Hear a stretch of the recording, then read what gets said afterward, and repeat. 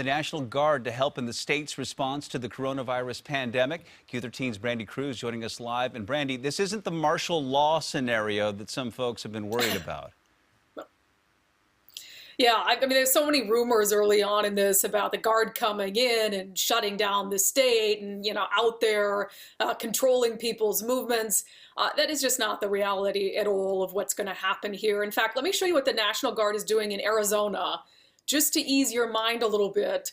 They're stocking store shelves at grocery stores to make sure that they stay stocked for people who need those supplies. And so those are the types of things that the National Guard is doing across the country, and it's going to be very similar to what they're going to do, at least initially here in Washington State. Governor Jay Inslee sending out a tweet about this yesterday saying, this week the Washington National Guard will provide important help to our communities to ensure our critical food banks remain stocked and operational. They're filling an important need, and I ask that you welcome them into your communities as they process, package, and distribute meals. And importantly, the governor's chief of staff, David Postman, pointing out, we don't send the National Guard into a community without a request from the locals for backup. So really, you're only going to see National Guard soldiers and airmen in your communities if your communities have called on them for assistance. And we know in some of these food banks, they rely a lot on volunteers,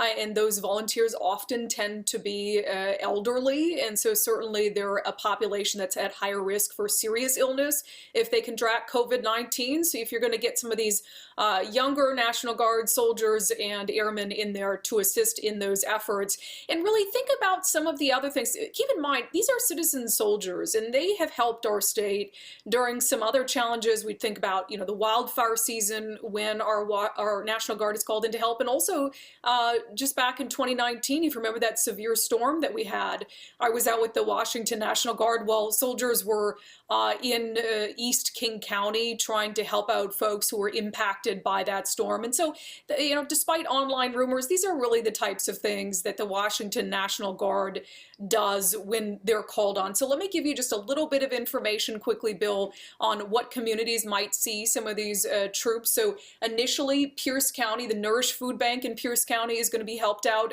by the Washington National Guard. Other counties that are going to get some assistance in this vein, King, Franklin, Walla Walla, Chelan, and we're looking at about 140 members of the Washington National Guard to help initially for about a month. That could be expanded depending on the needs that different communities have. Gotcha. All right, Brandy, thank you. Also making headlines this morning,